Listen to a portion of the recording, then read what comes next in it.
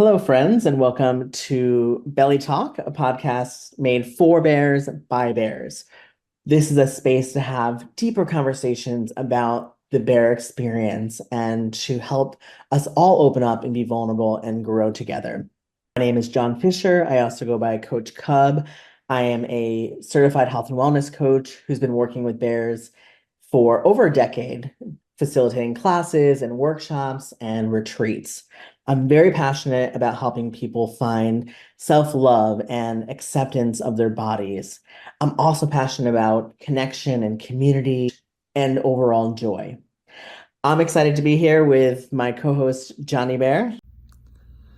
Thanks, Coach Cub. That's right, I'm Johnny Bear. I am a licensed clinical social worker, a personal chef, a writer, an artist, and a multi-trauma survivor.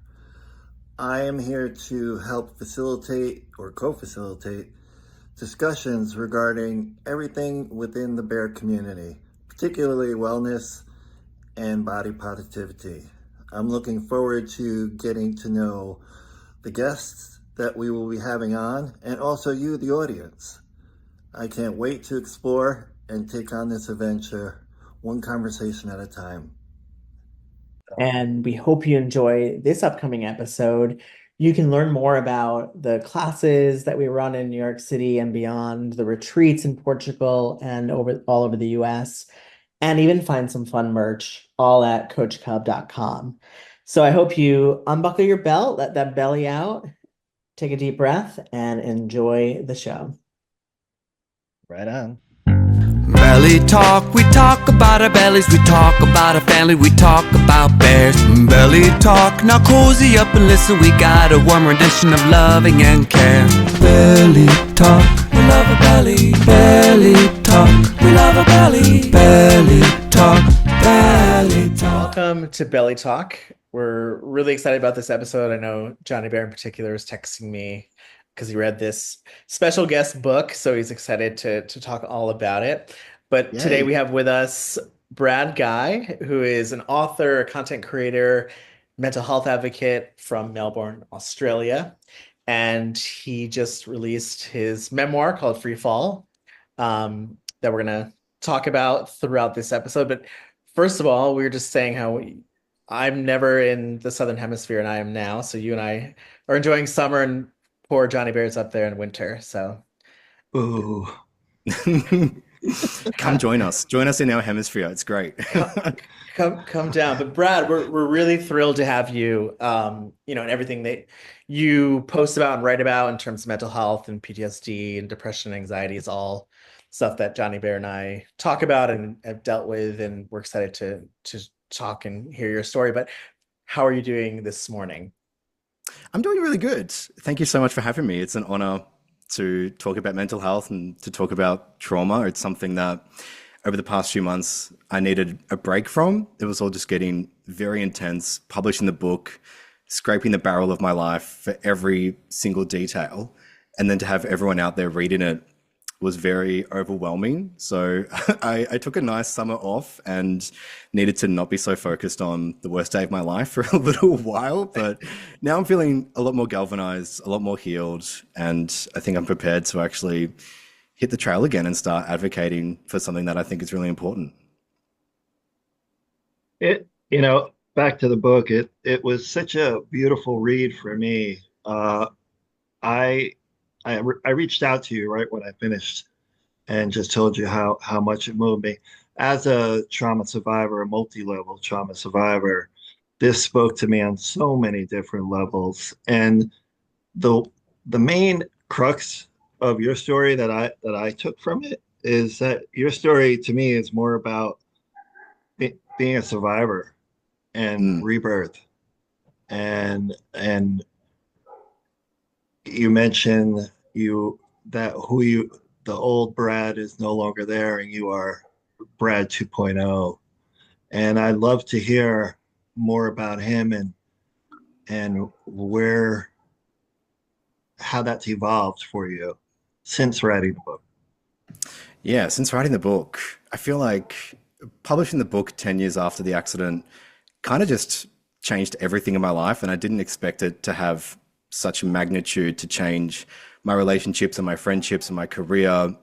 That's what was very overwhelming for me. But what I love is when people read the book and they're actually not seeing the headline and the hook of this guy fell from 15,000 feet and miraculously survived. What a miracle.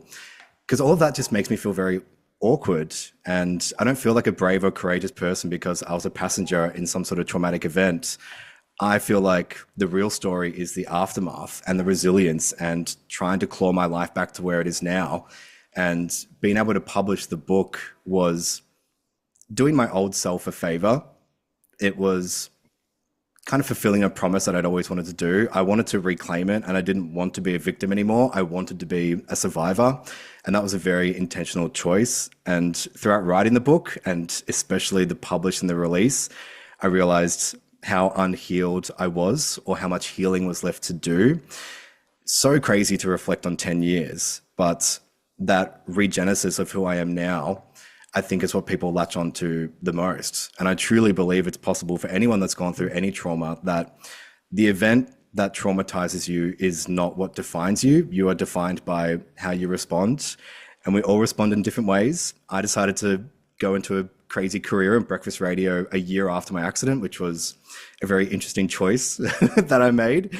But I had to make mistakes throughout the process to actually know what success looks like for me. And success looks like showing up for myself every single day and trying to achieve those dreams, with the book being one of them. So I'm so glad that that message came across, because that is the core of the book, and the core of Freefall is the headline is crazy. And people will latch themselves onto that. And all the press I did was like, so was it scary? What happened? Ugh.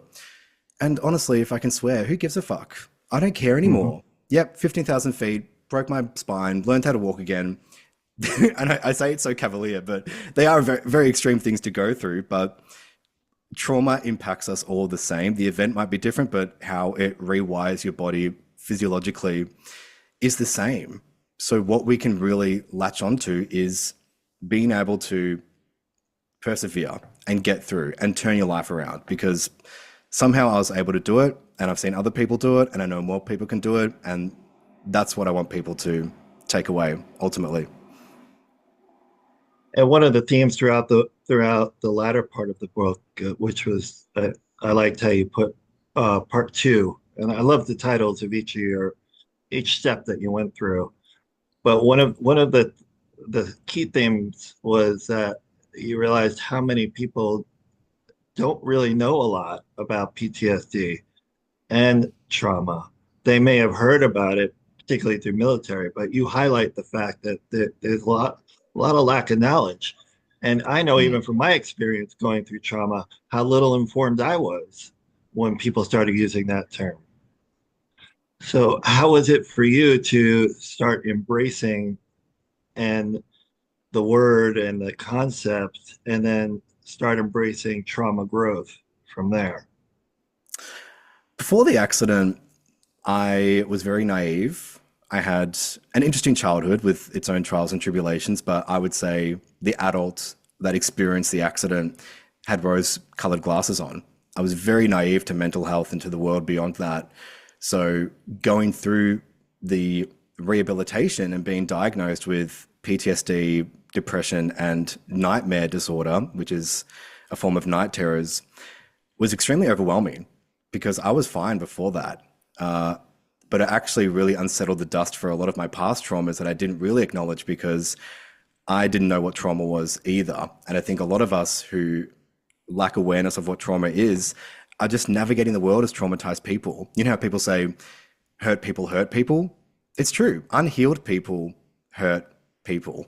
So to like open that Pandora's box, it was very scary, because it's like my rose tinted sheen on the world completely obliterated. And now I'm experiencing pain, and I'm experiencing suffering, and I've got mental health issues, and I don't want to leave my house, and all the things you read in the book.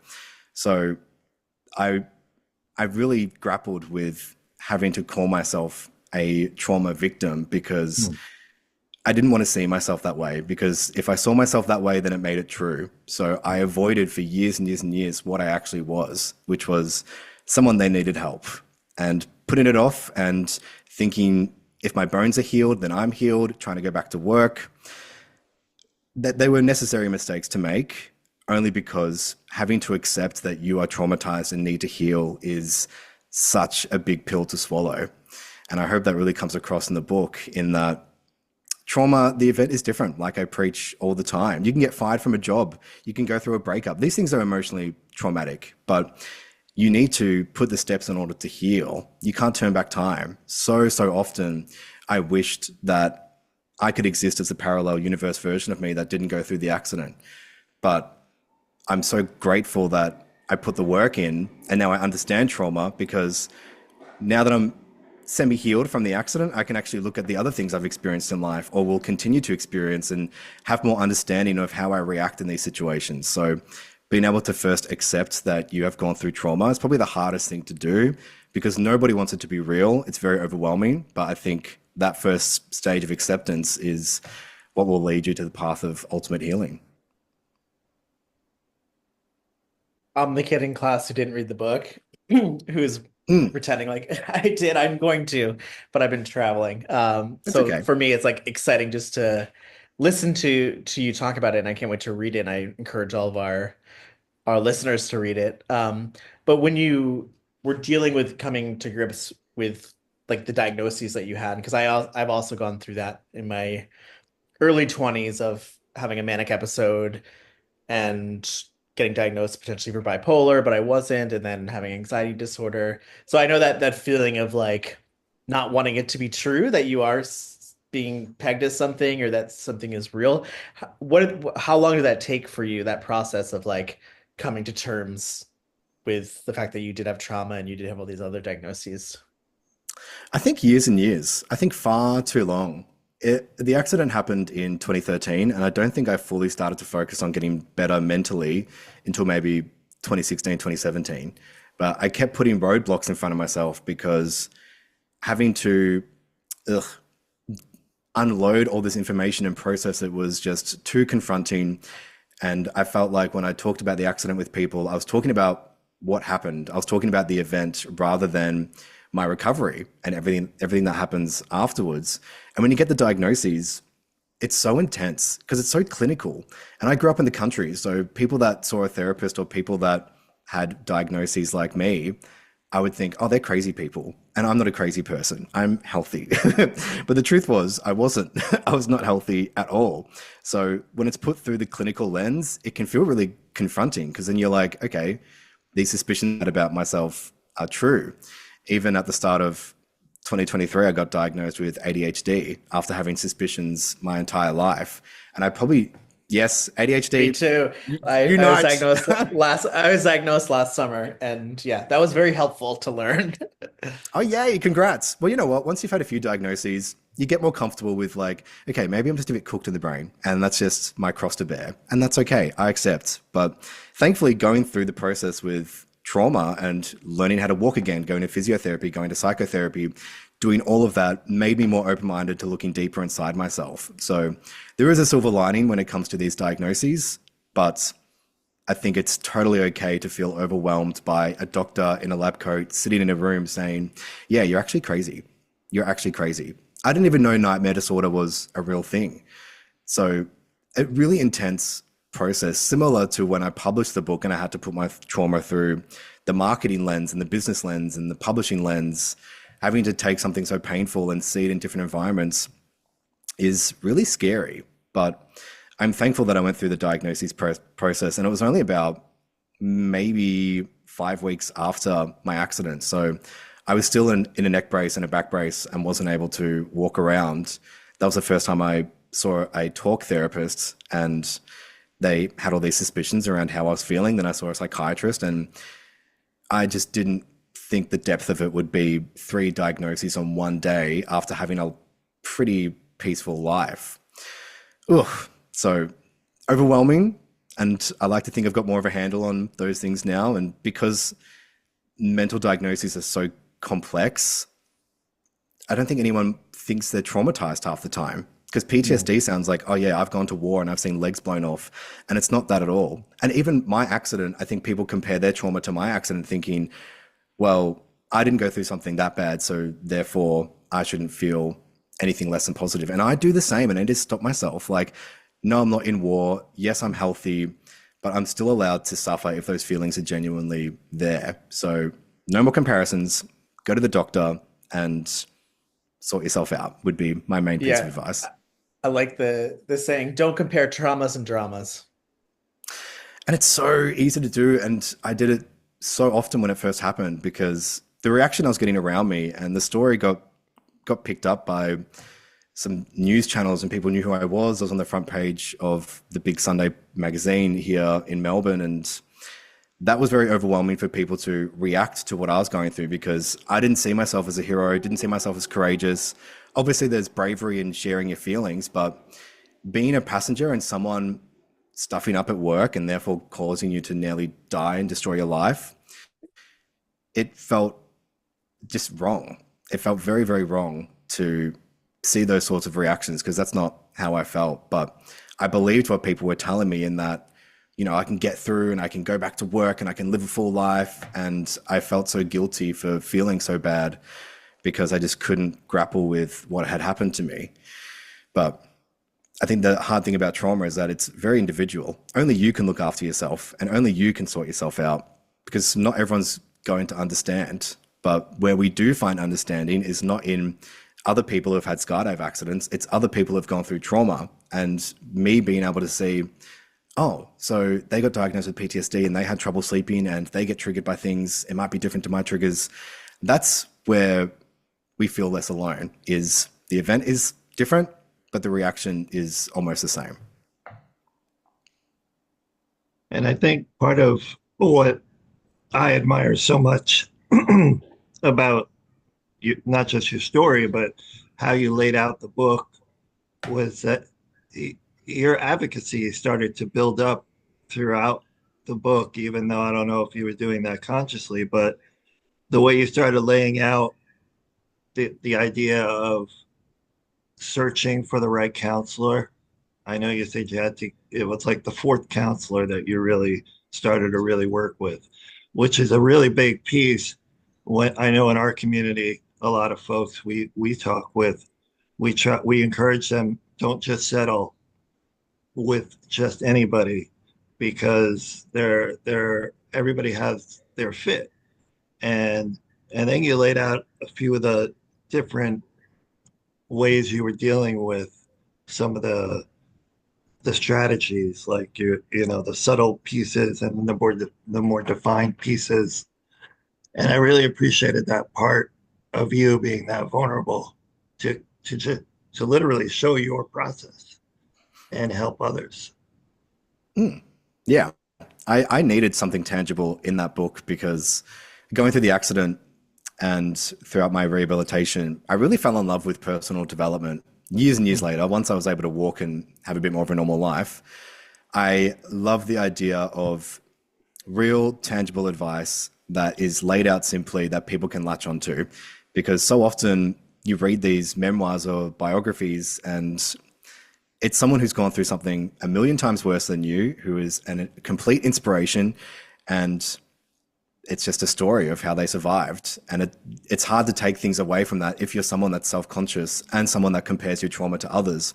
So I got books around people with no arms and legs that won surfing competitions or they fled war-torn countries. And I'm like, well, now I feel like shit because what happened to me? I just broke my spine and broke my neck. I'm nothing. So I didn't want a book that was too far out of the realm of reality.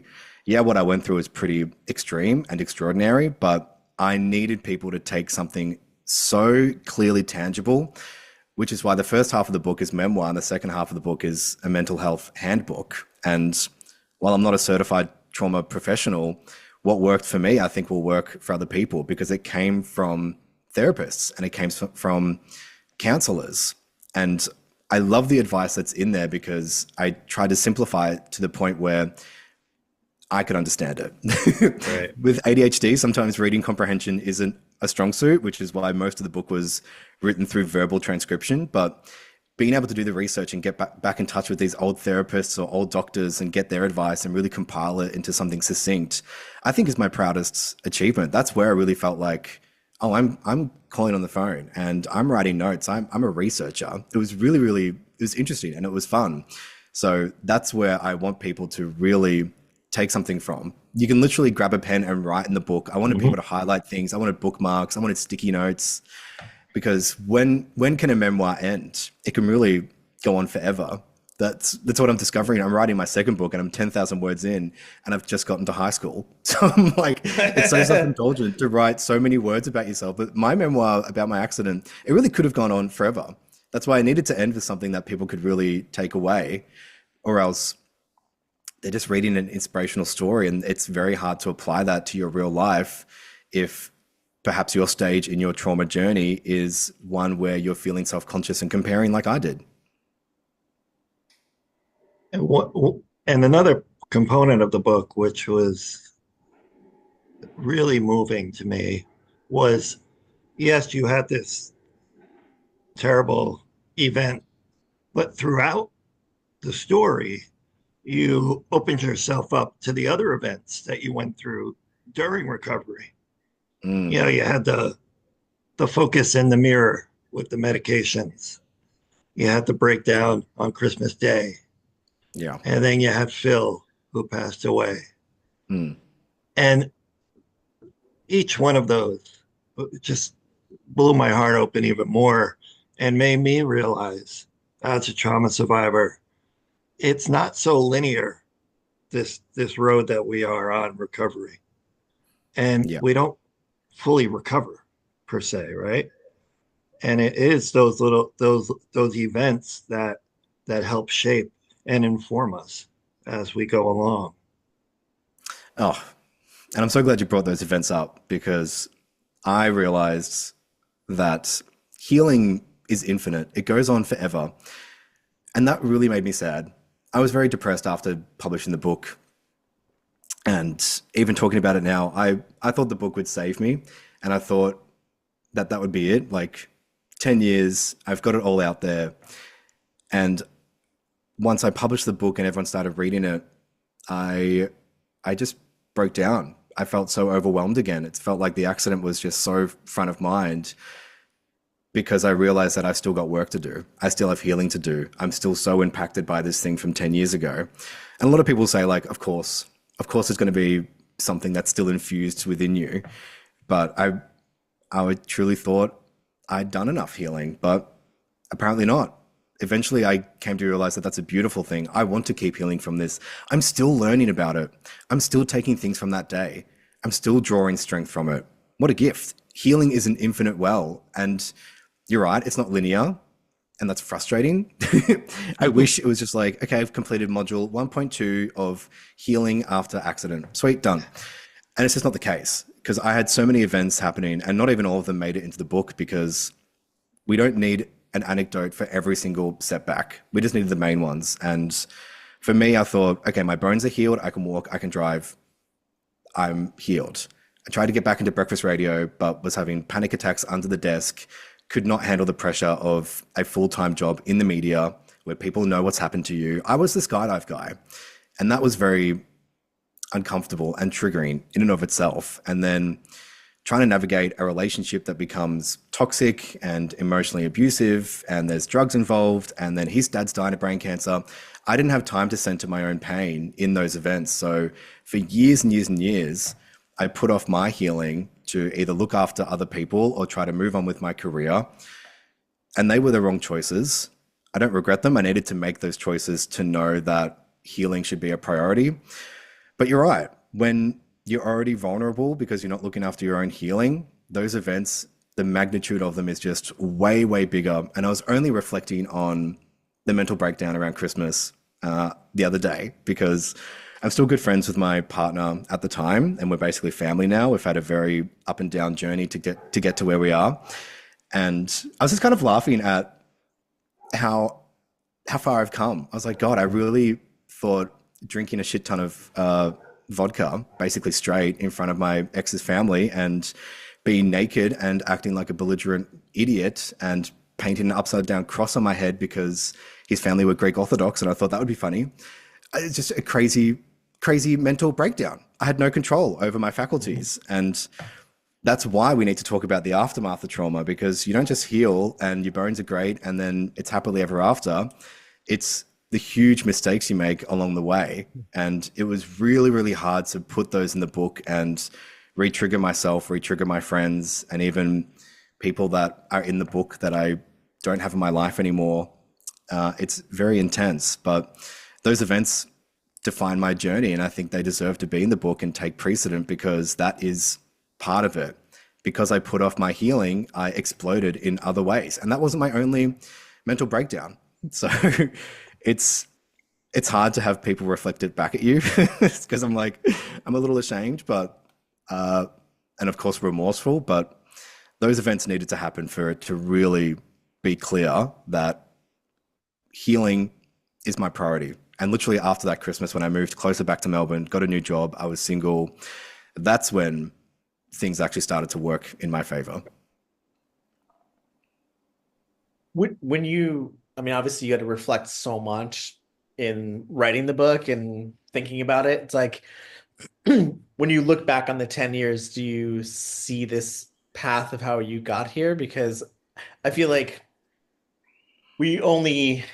our brains won't let us do as much as we can handle at any given time. So it makes sense to me that you couldn't just like focus on it and heal. And it's like you're probably trying to protect yourself along the way as well. And like I was just curious if you can kind of see that path of how you kind of avoided and yeah, just the journey that you're on healing. Mm. I'd say the path only really illuminates itself in retrospect. I can look back and see the choices I made and how they impacted my future. But at the time, as someone that was pretty young, I lost a big chunk of my 20s because I was 22 when the accident happened. I didn't really know what I was doing. And if something like that happened now, I think I would be a lot more able to handle it. But you can't really prepare for those events. So you can't put pressure on yourself to be perfect. And Wow. that was another influence on my journey was I've got to be perfect trauma survivor robot. Like I'm a champion, I'm a hero, I survived. Look at what I've done. I'm on the front page of the paper. People see me as this particular thing. And so many people know my story before they meet me. And that's incredibly overwhelming at times. But I don't want the path to be straight. I want to learn. I want to be uncomfortable. Now, 10 years later, at the time, I just wanted to push everything to the side. But the path has to be crazy and you have to fall down. And I fucking hate it. Excuse my cursing, but No, please. I'm a perfectionist. Okay, good. I'm Australian, so we love to swear. But I've calmed down so much now. But at the time, I was such a perfectionist, even with my healing, that I was like, if I go to the physiotherapy and I get the job in breakfast radio, then all my dreams will come true and everything will be great. But I couldn't handle these things that I really wanted because I wasn't putting my healing as a priority. But it's also hard to put your healing as a priority when you've got bills to pay and dreams to chase and no one wants to hear about you talking about your trauma all the time. I felt very unsupported in a lot of areas. And one of my only refuges was therapy, but I treated it as something casual instead of as something that's interventional. So the path is full of errors and triumphs as well, also tragedies. And that's what I really wanted to focus on in the book is that it's the aftermath. It is the aftermath. It's nothing other than that. If I focused too much, the book would be way too short if I focused on just the accident. It'd be like, well, I nearly died. That was sad. But I had to include the aftermath because I think that's what isn't discussed enough when it comes to trauma. And I see so often, especially when I worked in the media. For example, when I worked in breakfast radio as a producer, we had this guy called Mick Fanning, who's a famous Australian surfer, and he got attacked by a shark. Very Australian story, but he came in and the hosts were very much like, that's crazy. Would you ever go swimming again? And I bet you bopped him on the head, blah, blah, blah, like kind of cracking jokes and turning it into a 3-minute radio spot. And in that moment, I had such an epiphany where I was like, they see the headline on you. They're not seeing the pain that you've gone through. Because I had the same questions. Would you ever skydive again? Maybe you should go back and do it to properly heal, or like you should buy a lotto ticket. You're so lucky. I got that a lot, but I didn't feel that way. And I think I was too easily influenced by what other people thought of my trauma. And I put myself down because I didn't feel like any of those things. I felt like a victim. I felt sad. I couldn't move on with my life. Everything felt fake. And am very much preaching about the aftermath these days, even with all the interviews, which is why when anyone reaches out to me, I say, I don't want to tell my story start to finish. I just don't. It's out there. You can Google it. Who cares? Yeah. I know it's interesting. I know, but like I fell from the sky. Let's talk about how I was able to actually move on with my life, because I think that is Right. way more beneficial to the wider public. We don't need more stories of trauma. Look around the world. It's tragic. But We want triumph. we all want to know, was it scary? It's like, that's the dumbest question. You're like, Dude, mate. no, it Oh my was God. fun. Fucking idiots. Some of the questions I got, because I knew it would snowball. I knew that once the story was out, it would just go crazy. And I did 2 breakfast TV spots. I did a bunch of podcasts, a bunch of radio, and I love it. Like, I love the media. I'm a Leo. I've got an ego. It was great. But it was very, very difficult to have other people interpret something so serious, and also being curious about the parts of the story that they pick, but then condensing your trauma into like a 2-minute breakfast radio spot. Thank God I was prepared for that. But I did love to give feedback to some of these stations and say, well, you went against what I asked, which I can't sum up my entire story in 2 minutes. It felt a little crass, because trauma is something so serious. Let me control my own story. And that's why you either build it into your questioning or you do it off air. I had this one radio spot. It was a radio station in Adelaide. And as they're introducing me, one of the hosts was like, oh, why would you jump out of a perfectly good plane? And that wasn't even a question to me. It was a question while I was being introduced from the other host. I was like, okay, I guess I'm a big fucking idiot. Sorry. Thank God it's been the hardest experience to have to publish my trauma. I obviously know I got myself in this situation, but thank God I'm so much more resilient to other people's views on trauma and how they view me. That was one of the hardest things to grapple with, because it is something so personal and so sacred.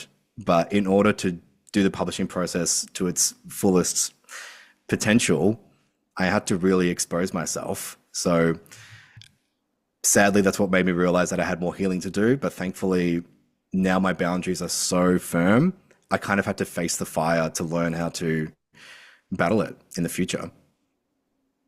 And I think along the healing journey that we all go through, and those of us that are aware that we're on it, we do have our wins. We have our setbacks, but we do have our wins. And one of the bright spots I picked up on was, I think you were doing the morning show with Mandy, and you started to embrace your sexuality more, and you started to, getting your feels about it and talking about it on the radio. But yet there was pushback. There was a little bit of homophobia from the higher ups. And I was wondering how that has impacted you, and how has that evolved over the past 10 years? It's super interesting, because since the release of the book, and I'm always in therapy. Therapy is just something I always do. And now that I can focus on things that aren't the accident, so much more makes sense as to why the accident impacted me the way it did. And looking at the intersectionality between different traumas, basically. I was very freshly out when I started in breakfast radio. I came out in 2012, and I started that job in 2014. I was only in my second relationship, and it was still very new.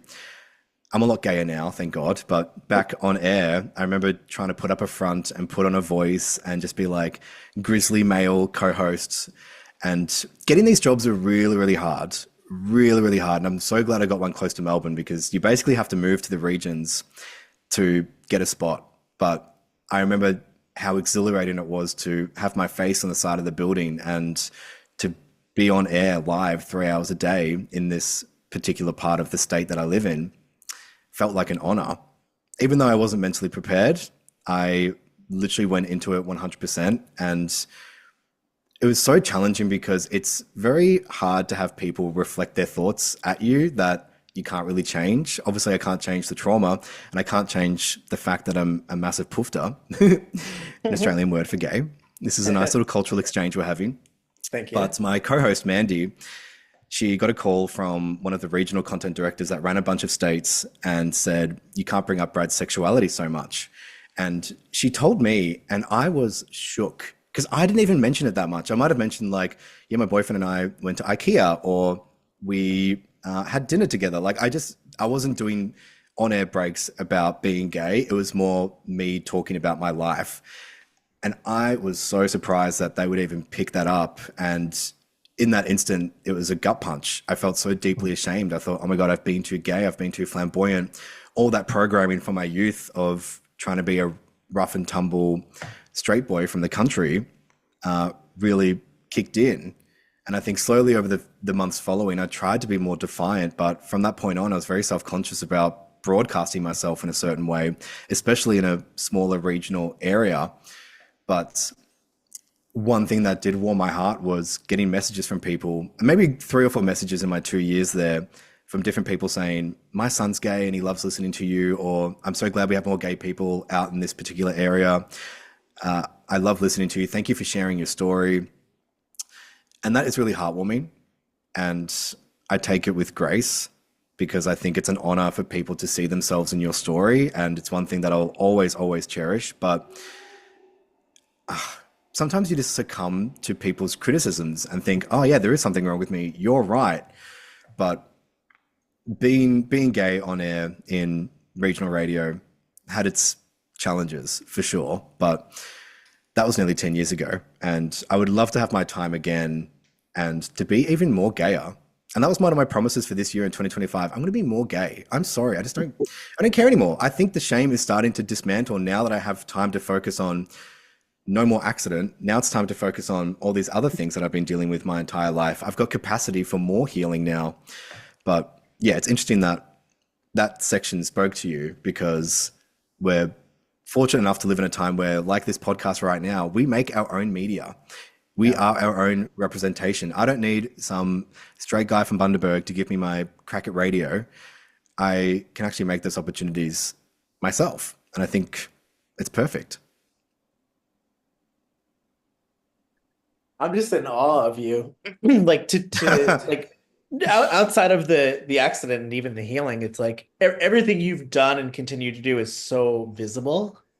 Like as you're talking, I can't help but see it through the lens of my life and coming out at 22 and having a manic episode and dealing with mania and all this stuff, but like privately, not being on radio and not being interviewed and all that. So I just commend you for doing it and being so open with your story, because the more you share and the more vulnerable you are and more accessible you make your story and your resources, the more folks in our community can heal, which is our mission, is especially in the bear community.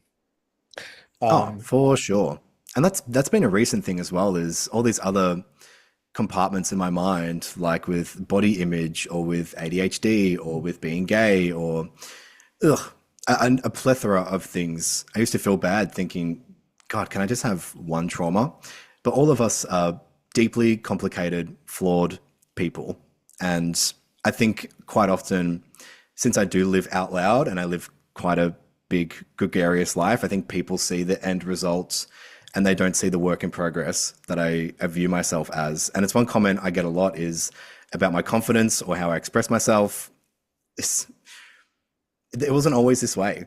It wasn't always this way. This is years and years of work, years of reflecting, years of falling down, and I still do.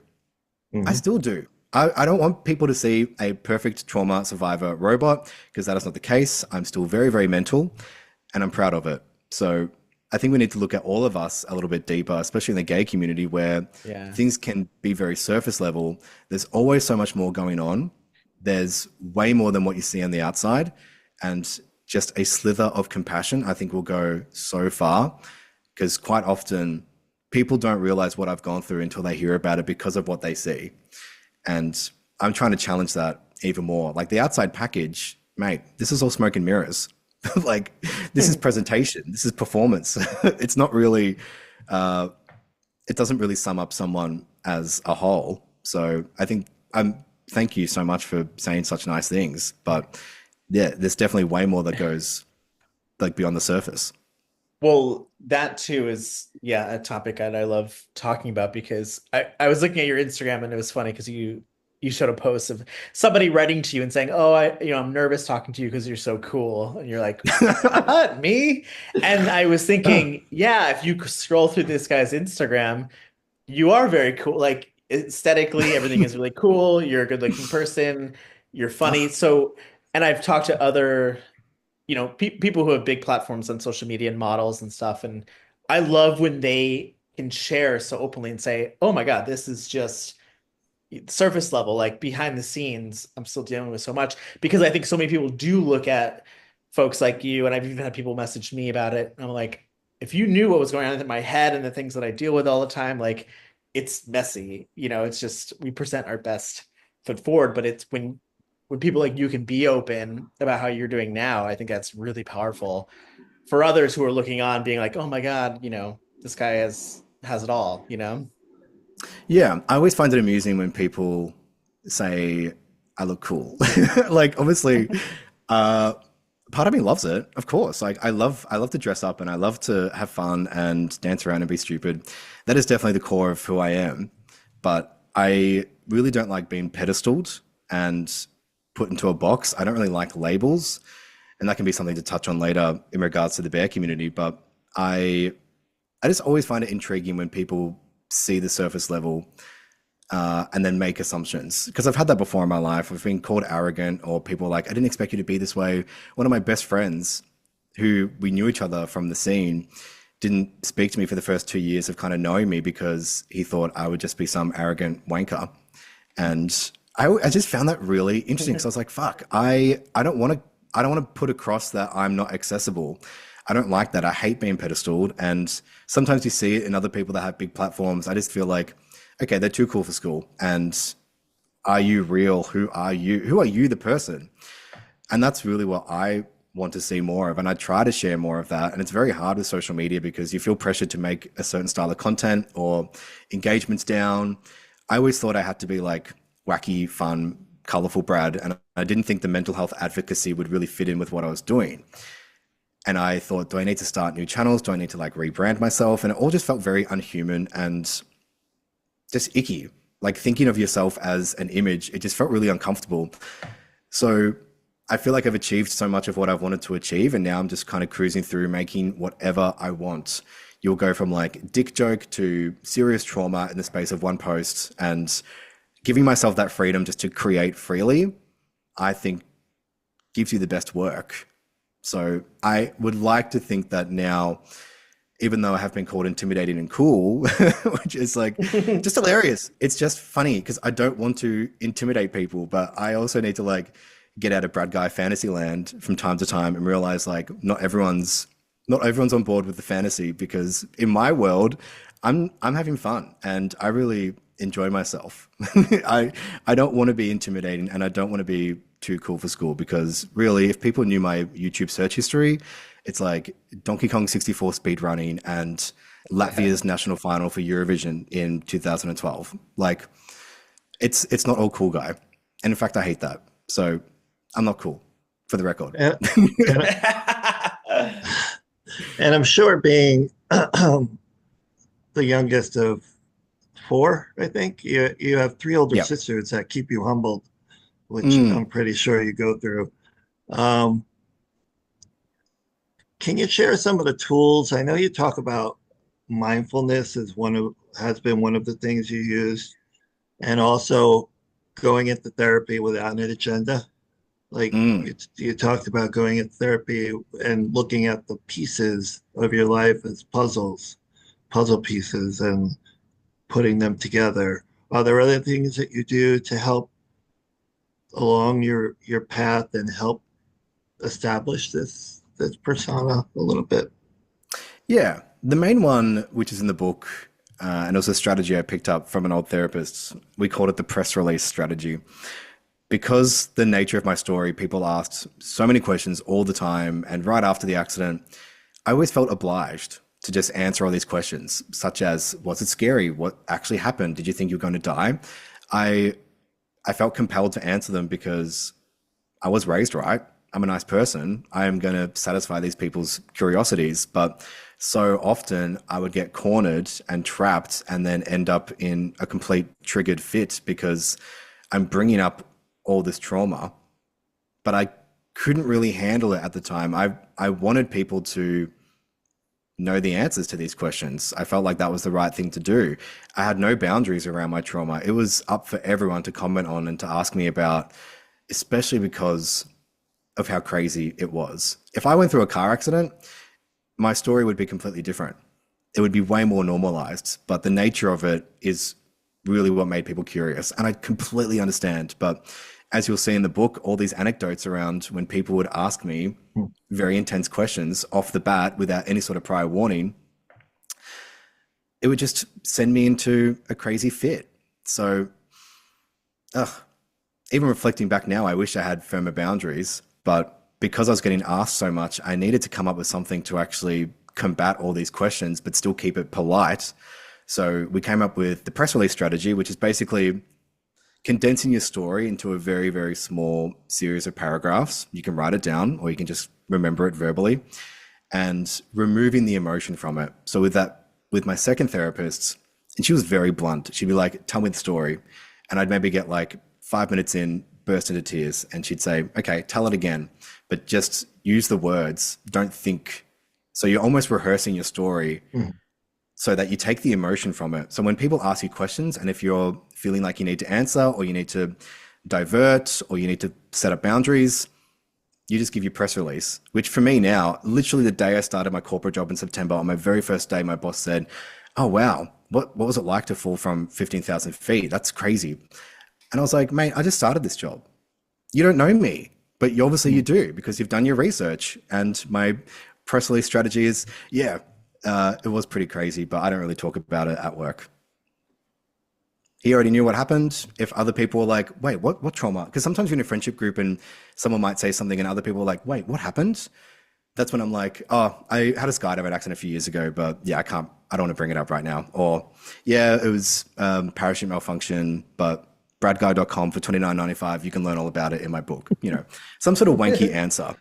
But the press release strategy is all about removing the emotion from your story and then being able to give 1 or 2 sentences that really just punch away. You're deflecting. It's like what a politician would do. And I've used that for so many other parts of my life, whether it might be like a breakup or getting fired from a job. When I don't really feel like communicating and I feel like talking about it would trigger me, I can just give 1 or 2 sentences and people typically get the idea. They get the impression. But because the nature of my story was so miraculous and so extreme, I think that's what inspires people to ask questions, because with something like a car accident, we all know that's serious. Like in society's eye, we know that's a serious thing that you probably shouldn't ask questions about. But surviving a 15,000 foot freefall, yeah, people want to know about that. So I respect people's curiosities, but thankfully now, after doing the press release so many times, I've got pretty firm boundaries on how I talk about it. Did that translate to just other firm boundaries in life in general? I'm still learning how to set the best boundaries for me. It's been such a huge lesson, honestly. I think there's been ways in the past where I've had very direct boundaries, but didn't know they were boundaries. They were just things I expressed in different ways.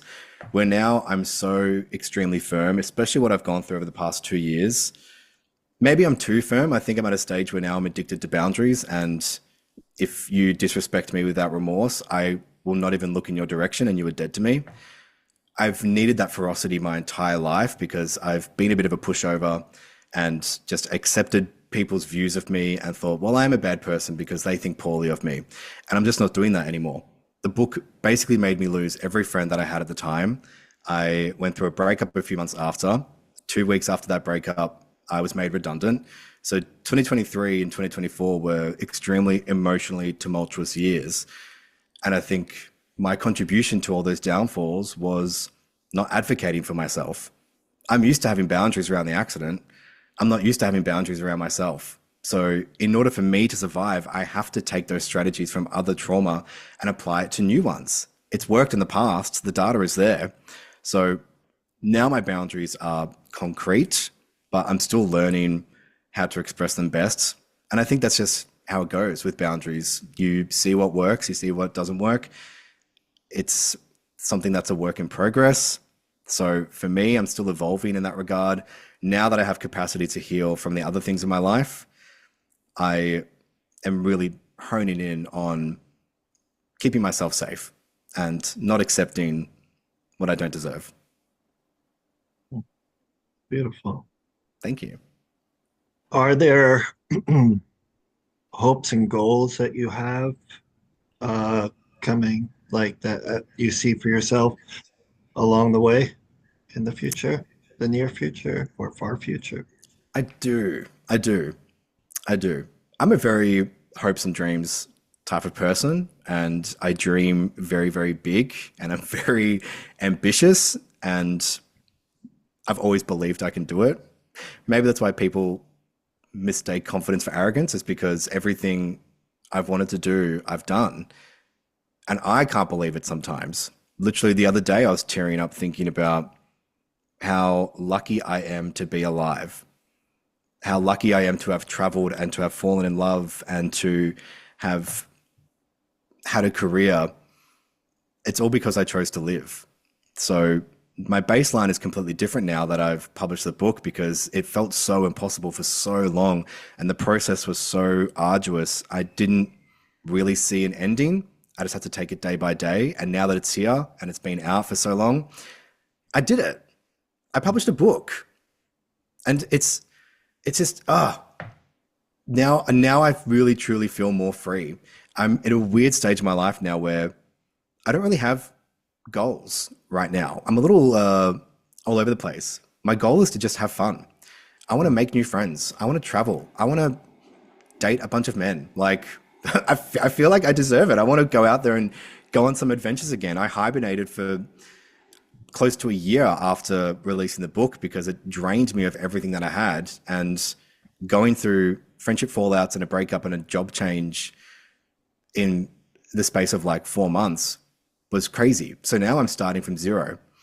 My only goal would be my second book that I'm writing, and I'm already 10,000 words in. It's really just unfolded completely naturally. So it's more memoir based, but this time a little less intense, and I don't have to actually go to a therapist and interview them about my past in order to get the content. I can actually just speak more freely. So there's a lot more positivity around this book.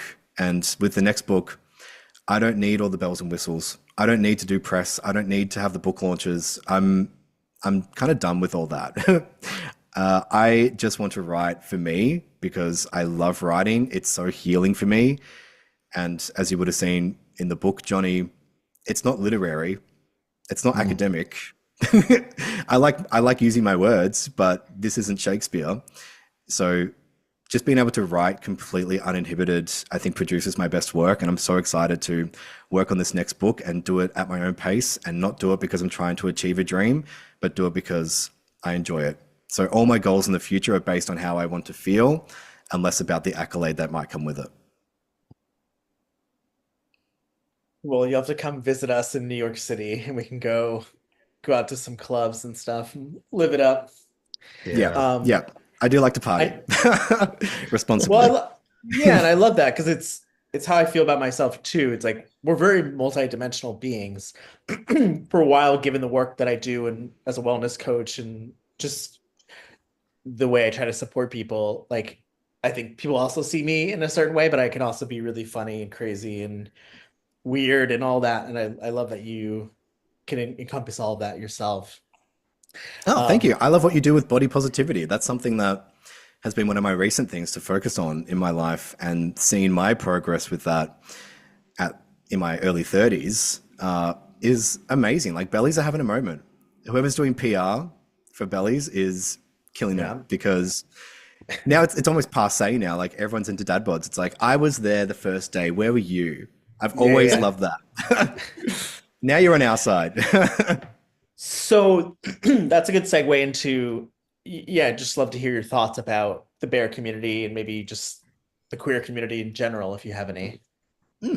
Look, I have a penchant for bears. It's what I like. I always have. My tastes are broad. I love the bear community because I love community. I think community is what keeps us together. And I'm a strong believer that community isn't an event. It's not Pride or Mardi Gras. Community is us three talking right now. And when I go to New York, I can catch up with you and we can have a drink, and we kind of already know each other without knowing each other. You would assume my story before meeting me because I'm a gay man living in a Western world. So that's what I love when I've traveled and I've met other gay men, is we have this kinship. We know each other. We can connect so easily. And that's why I love making new friends in our world. It's always my first port of call when I travel is I can make friends with other gays. That's the easiest way for me to go about it. And I love bears. Look, I love big hairy men. I'm on the record. There's absolutely no shame there. I personally wouldn't consider myself a bear or a cub or an anything. I think I'm just my own category. But it's been weird lately with because I've been on this crazy like bulk for the past 5 months. I finally have just been like, I know what I want to do and how I want to look. I'm going to do this. I'm not ashamed of my body. I was a child of the obese experience. I was pretty heavy towards the end of high school. It's probably about 115 kilos at my heaviest.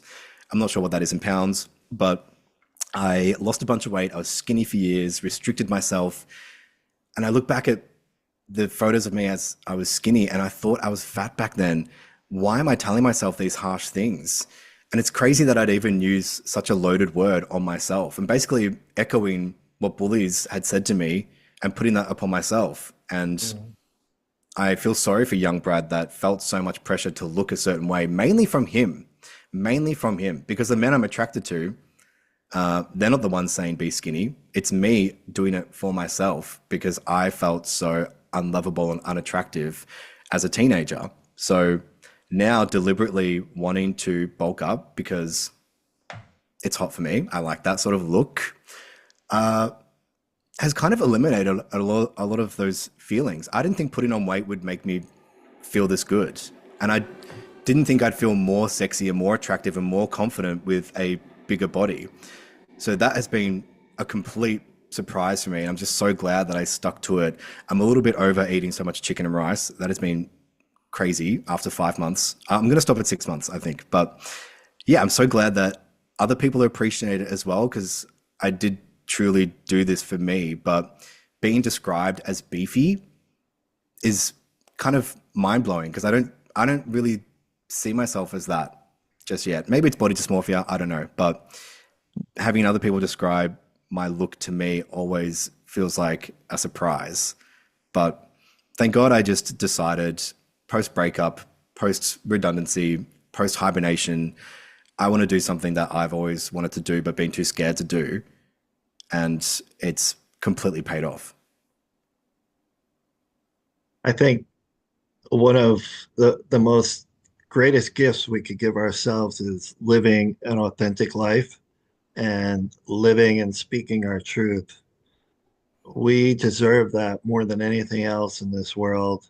And sometimes it takes traumas and tragedies for us to break down and build back up. Sometimes not. Whatever it is, I wish more of humanity and society would encourage us all to just live and speak and be in our truth. And one of my philosophies in life is one of the reasons we're here is to be of service to others. And I was wondering, as an advocate in that mindset, do you have any certain agenda as far as being in service of others? I think it starts with yourself. It can be very hard to know how to serve other people.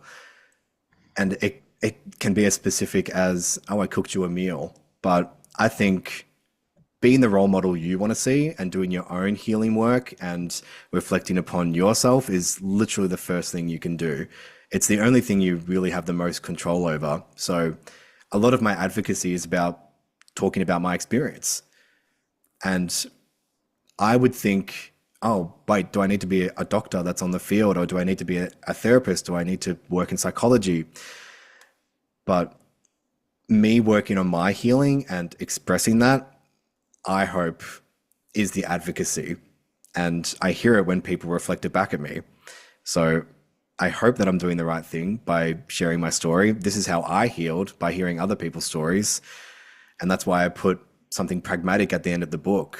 So nothing will be missed. You either take something from the story or you take something from the handbook at the end. So it all just starts with your own healing, because that'll reverberate outwards, I believe. Like we said earlier, hurt people hurt people, unhealed people hurt people. So if you work on yourself, you will make the world a better place. And it's literally the only thing we have control over. So that is what I would implore people to do, is start with you and who you are.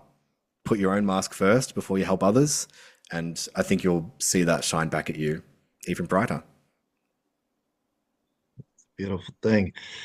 One piece that just really, really stuck with me from the book is in the preface. There's a Sophia Parnas, a doctor that you worked with. She brought up the concept of kintsugi. Mm-hmm. It's a Japanese art form of putting pieces of pottery back together with strips of gold and silver. Rather than hiding the brokenness, it's seen as a new, often more beautiful piece of art. And when I read that, I wept. And this is just a preface, because when I was born with a cleft lip and palate, which means my lip and my palate didn't fuse together in utero. So I was born with all the separation in my face.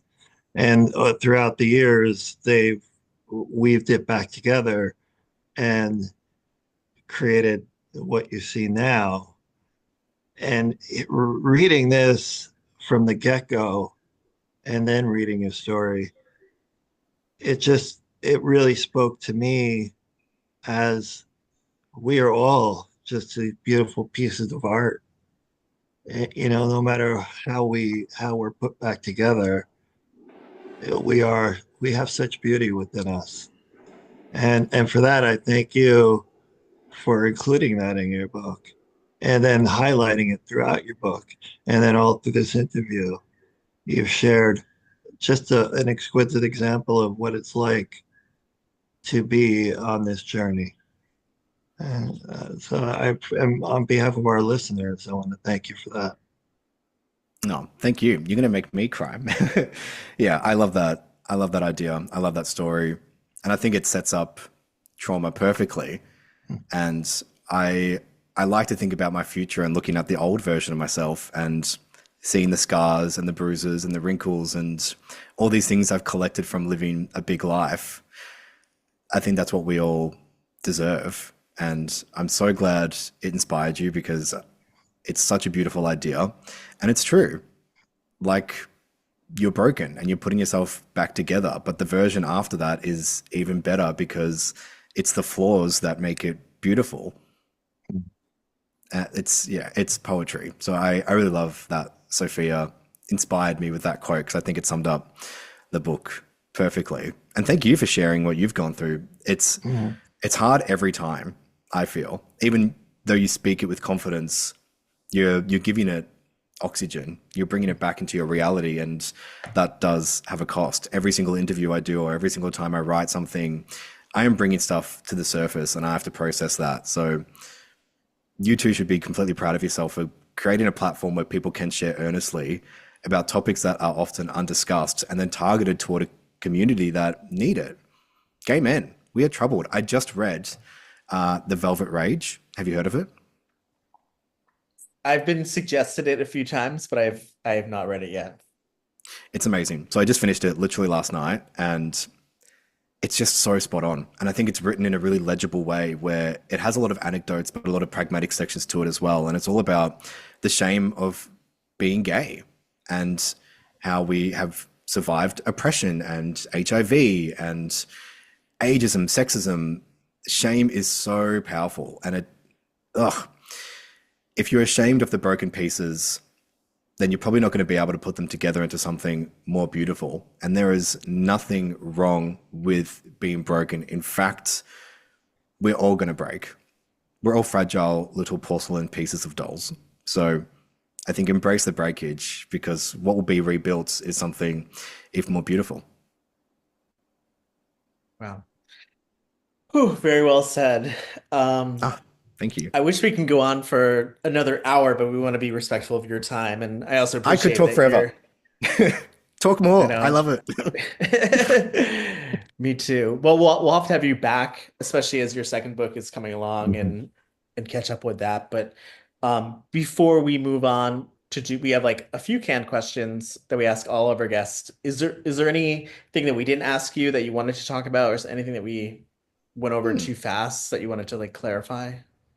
No, I feel good. I think I gave you plenty of whimsical, like airy quotes to pull from. I speak in a lot of like metaphor and everything. It's like very, yeah. But I just I love this sort of subject matter. It really inspires me. So I don't think there's anything else I could possibly add. Yeah. Yeah, there's a lot of gems in this. And I don't know why I was just thinking when you're talking about us being art, I was like thinking about you had an Instagram recently, or maybe I don't know when it was on your grid, but you had made art with like a glue gun. And Mm. I thought it looked so beautiful, and you're just like, I don't know how to make art, but I have a glue gun, and I just threw this together. I think I mean I it's such a small thing like creating art, but I think having gone through trauma and processing things and because it is a vulnerable thing to create something. So Mm. I just Oh, love for that sure. you went for it. And I used to call myself not creative for so many years, even when I worked in radio, making content for a 3 hour show 5 days a week.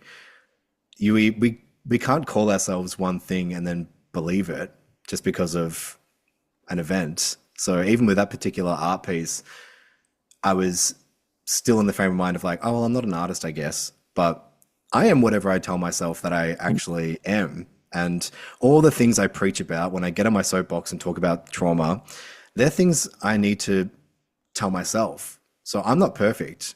All these philosophies that I spoke, I need to follow them as well, or else I wouldn't be a very good example. But we just can't tell ourselves what we are because I think you'll often be surprised when you start calling yourself something, you end up becoming that.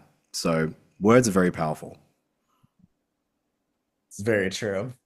So it's funny. I don't know, Johnny Bear, if you picked up on it, because you kind of answered all of our canned questions almost Yeah, Okay. already, which is so funny because we have one yeah. question that's what does community mean to you? And you eloquently described that. And then we have another one about bellies because our Facebook community is a supportive space and it's called the Belly Club. And we always Oh. ask our guests, like, what does belly mean? And you already said belly's having a moment. So I was like, Oops. all right, we're no, in the best way possible. So we can make up new questions, Johnny Bear. Well, we could always just go to our old standard of the billboard, which is a great question. I'm trying to learn how to rephrase it in a way that uh, people can answer. But the crux of the idea is we had this concept of asking each guest if we had if in a ideal world if we had a global billboard, what message would you want to put out there for all the world to see? And you don't have to limit yourself. It could be as long as or as short, and that's pretty Hmm. or as you may want it. Oh, I have a million quotes because I screenshot a lot from Instagram, like inspiring quotes. So it's so hard to think of one. My main thing lately is I think self love starts with forgiveness. So I would have a big billboard that says, forgive yourself. So hard to do. I'm a punisher of myself, to be quite honest. I used to have very harsh internal language, and I'm really trying to turn that around. It's perhaps bred success, so yay for being hard on myself, but at the same time, you can't enjoy those rewards when you're constantly looking at the next thing. So I forgive myself for the choices of the past. I forgive myself for falling down. I forgive myself for making choices that weren't in my best interests. But if I don't forgive, then I can't heal. And it's so, so hard to do. So having that grace and that compassion towards yourself, because at the end of the day, and this sounds pessimistic, you've only got you. Like, I can't ask for compassion from other people because it's not a guarantee. We don't live in a perfect world. So I have to be my own best friend and my own therapist and my own parent, my own everything. And that's not sad. That should actually be empowering. But I think truly loving yourself is forgiving yourself for not being perfect. Strive for perfection, but honestly, who cares? You're already perfect. But you need to start with giving yourself a big old apology and then move ahead. That's what I believe. I love that. Since we can make up one more question for the other two, um, you talked about techniques and doing the press conference technique. I did just see a video of you doing the RAIN techniques. I was wondering if you'd share that with our audience of what that is and what the acronym is.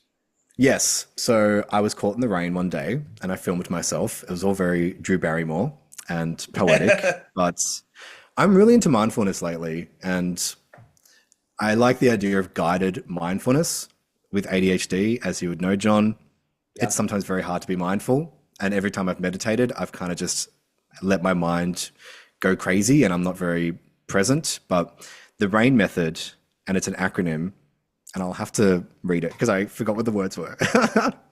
But because there's two different ways to go about it. So I saw two different acronyms. So basically it's recognize, as in, okay, these feelings are here and I'm feeling overwhelmed or I'm feeling stressed. Recognize that they're there. The second A is allow. So this has been hard for me, but feeling your feelings. If you're sad, you're allowed to cry. If you're angry, you're allowed to throw things safely. You need to get these feelings out. You need to express them because bottling them up only creates disaster further down the line. The letter I is investigate. So be curious about yourself. Why might I be feeling sad? Why might I be feeling stressed? What is actually going on here? Is it because of this? Be politely inquisitive with yourself, but not demanding answers. And then the last one is non-identification for the letter N, which essentially is removing yourself from it and not taking it personal. And that was a huge one for me because I would always attach myself to my feelings like there's something wrong with me. Why am I being sad? Why am I being triggered? I shouldn't cry at this thing. I should be over this by now. I fell from the sky. I should be able to handle people being a cunt. Excuse my language. But my feelings are not me. I'm not defined by my feelings. They're just a bunch of chemical things going on in my brain. It's literally just science. It's nothing to do with me, the person that I am. So those 4 tools, the RAIN method, has been something I've adopted recently. And I wanted to make content about it because I love complex information diluted into something really simple, like an acronym. And that's what you see at the second half of the book is something interactive and something so simple. It's like high school homework. So those complex ideas, I think, is what disconnects people from their own healing journey. But if we can simplify it, dilute it, it's going to be a lot more easier to absorb, essentially. Yeah, I love it. And especially you doing the video in the rain just really is the cherry on Dramatic. top. Well, I am very excited to read your book and to go through the workbook. And yeah, someone with ADHD, you talking about writing a book. I was like, oh my God, I'll have to reach out to you one day for tips and suggestions. Doing the voice to text seems like it would really help. But I can't wait to read it. I highly recommend that our audience also, looks you up, reads the book, does the high school homework, and begins their healing journey or continues on their healing journey. Where does everyone find you on social media and how do they buy your book? I am Brad J. Guy on TikTok and Instagram. That's BradJGuy. And bradguy.com if you'd like to grab a copy of Freefall. So I'm at the stage now where I personally send all the copies. So they'll be signed. There'll be a lovely handwritten note. I love seeing where people buy the books as well. It's just been the most blessed experience. So anyone that has supported me is truly given me such a gift. So I'm so thankful that you'd want to carve out time for me to share my story. And talk about trauma. So thank you so much. Well, thank you. It's been not only reading the book, but talking with you has been another whole dimension. And we people use the word trauma bonding in more of a negative way, but I appreciate the fact that we can bond over our traumas and share that collective empathy, because I think that's also part of the healing. So thank Totally. you for showing up today. My pleasure. That's community. This Yeah. is a dream come true to come on a podcast and talk about trauma. They're like my two favorite things. So I feel like this was like has coalesced into something really perfect. So yeah, I'm stoked just to be a part of it. We're thrilled to have you and to stay in touch with you and definitely come to New York Hmm. and we'll follow along with your journey and I think the final word is that you're cool. For other reasons. I think Oh my you're cool God. not for the reasons in high school, but just I think being vulnerable and open and trying to help people I think is cool. So Thank we you. You guys appreciate are you. cool. Yeah, Yeah. I need to get to New York ASAP. So we'll have fun. We'll you can show me the town and it'll just Yes. be we'll talk about our deep darkest feelings like on the subway. We'll do something very New York. Yeah. So yeah, I'm glad we connected. We'll go to the Eagle and wear harnesses and talk Yeah. about trauma. Right. Yes. And Yes. the only thing that heals me is belly rubs. I'm so sorry, everyone. That's the only thing. So that's my Well, I advice. I I run cuddle piles in New York with bears, so Yes. gonna get Honestly, belly rubs Yes. with that's my us. third base. That's all I need. I love a cuddle. I love affection. Yeah. So we'll have fun. Done. Fantastic. Well, thank you again for your time. And yeah, Yes. we wish you well writing the second book and with everything else that you're doing. Excellent. Thank you so much. Thanks, Brad. Ciao. Ciao for Ciao. now.